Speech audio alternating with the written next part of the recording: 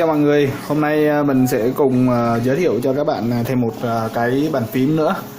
Đây là con bàn phím Boblin V5. Thì con bàn phím này chỉ dành cho những người nào mà không có ưa thích thể loại led màu mè. Thì con này lại không có led nha các bạn. Nhưng được cái giá rất là ok, và cái nó là một bàn phím cơ luôn, và lại rất là gọn nhẹ.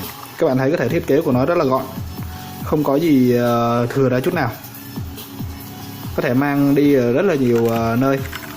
Và đặc biệt là con này nó rất là dày, nặng.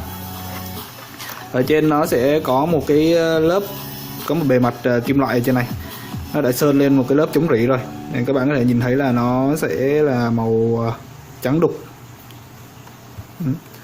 Dây của cáp này rất là dài và có cả cục chống nhiễu. Dây này thì được làm bằng cao su dẻo chống rối. Các bạn có thể quan sát mặt sau của con này không có gì đặc biệt cả, chỉ có mã series và logo của thằng Boblin V5 và hai cái đẩy để mình nâng lên và hạ xuống độ cao, các cái cao su để chống di chuyển. Ngoài ra thì con này đang sử dụng Blue Switch của hãng luôn. Đấy, các bạn có thể thấy switch của con này bấm thì kêu rất là to. Mình sẽ thử bấm một số nút cái hành trình bạn xem. Đó, khi bấm thì nó cũng có cảm giác rất là nảy. Con này thì giá rất là thấp, tại vì nó không có led. Mà tuy nhiên thì nếu như các bạn nào mà muốn sử dụng phím cơ mà không cần đến led thì có thể mua con này để trải nghiệm. Mặc dù thì kiểu dáng của con này cũng khá là đơn giản thôi, nhưng mà có thể là thích hợp với những người nào cần mang đi quán net chẳng hạn thì mình gõ rất là tiện. Bây giờ mình sẽ thử cho các bạn nghe cái tiếng gõ nhé.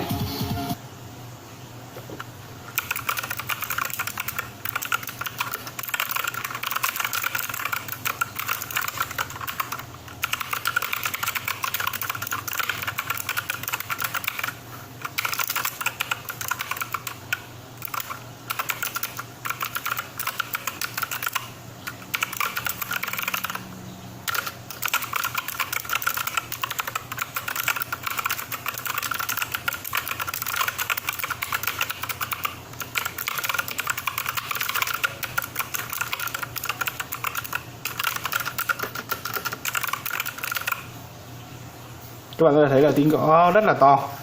Thì nếu như các bạn muốn mua sản phẩm này với giá khoảng 400.000 thôi thì các bạn có thể click vào link ở phía bên dưới để mình mua sản phẩm này nhé. Cảm ơn các bạn đã theo dõi. Xin chào và hẹn gặp lại.